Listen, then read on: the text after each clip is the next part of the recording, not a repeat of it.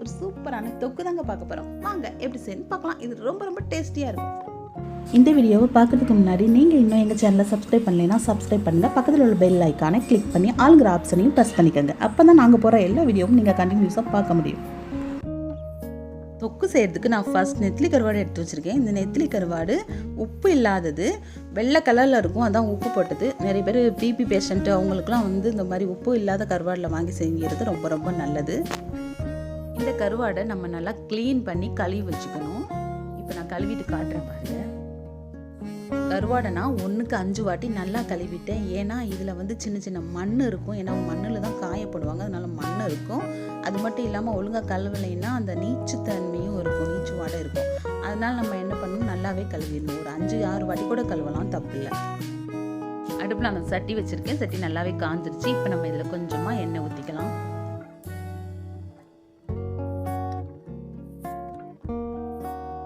ரெண்டு பெரிய வெங்காயம் இதை நான் பொடியாக நறுக்கி வச்சுருக்கேன். இதையும் நம்ம சேர்த்துக்கலாம். இது கூடவே கருவேப்பிலை கொஞ்சம் சேர்த்து வதக்கிக்கலாம். வெங்காயத்தை நம்ம நல்லா வதக்கிக்கணும். நல்லா வதங்கட்டும், அது வரைக்கும் நல்லா கிண்டிக்கணும். வெங்காயம் நல்லாவே வதங்கிருச்சு பாருங்க, கலர் கூட சேஞ்ச் ஆயிடுச்சு. இப்போ நான் ஒரு 6 பல்லு பூண்டை எடுத்து பொடியாக நறுக்கி வச்சுருக்கேன். இதையும் நம்ம இதில் சேர்த்துக்கலாம்.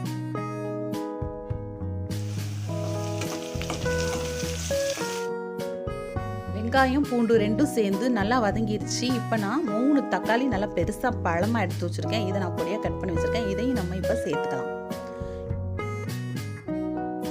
தக்காளியை போட்டு நல்லா வதக்கணும். நம்ம சேர்த்த தக்காளி நல்லாவே மசிஞ்சிருச்சு பாருங்க. இந்த மாதிரி நல்லா மசிச்சுக்கணும் தக்காளியை.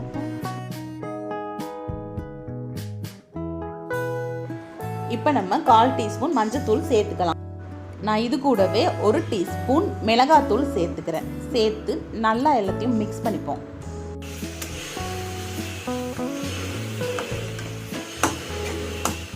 நல்லாவே மிக்ஸ் ஆயிடுச்சு. இப்போ நம்ம 1/2 டீஸ்பூன் தனியாத்தூள் சேர்த்துக்கலாம்.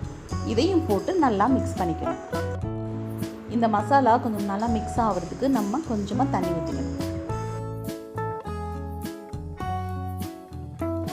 இந்த சைஸ் உருளைக்கிழங்குல நான் 2 எடுத்து வச்சுருக்கேன். இதெல்லாம் தோலெல்லாம் சீவிட்டு கட் பண்ணி வச்சுருக்கேன். இதை நம்ம இந்த தொக்கில் சேர்த்துக்கலாம்.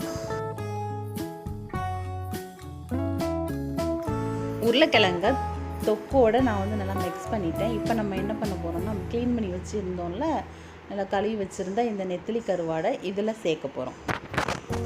சேர்த்து இதையும் நல்லா மசாலா உருளைக்கிழங்கு எல்லாம் சேர்ந்து நல்லா மிக்ஸ் ஆகுற மாதிரி கிண்டி விட்டுக்கணும்.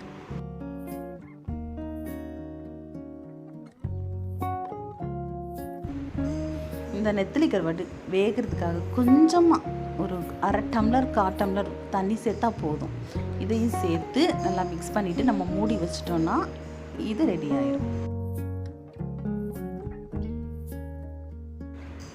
நம்மளுடைய தொக்கு நல்லா கொதிச்சிட்டு இருக்கு பாருங்க. தண்ணி எல்லாம் வத்திக்கிட்டு இருக்கு. இப்போ நம்ம என்ன பண்ணணும்னா உப்பு சேர்க்கணும். அதுக்கு நான் கொஞ்சமாக கல்லுப்பு எடுத்து வச்சுருக்கேன். நம்ம கருவாடுலேயும் உப்பு இல்லை, அதனால நான் கொஞ்சமாக எடுத்து வச்சுருக்கேன். இதை நம்ம சேர்த்துக்கலாம். தண்ணி எல்லாம் நல்லா வற்றி நம்ம ஊற்றின எண்ணெய் பாருங்கள் அப்படியே மேலே தேங்கி வருது. இப்போ நம்மளோட உருளைக்கிழங்கு நெத்திலி கருவாடு தொக்கு ரெடி. இதை கண்டிப்பாக எல்லோரும் செஞ்சு பாருங்கள். செஞ்சு பார்த்து சாப்பிடுங்க. செம்ம டேஸ்ட்டாக இருக்கும். இது எல்லா ரைஸுக்கும் நல்லா ஆப்டாகவே இருக்கும்.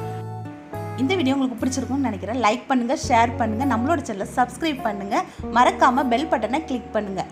தேங்க்ஸ் ஃபார் வாட்சிங்.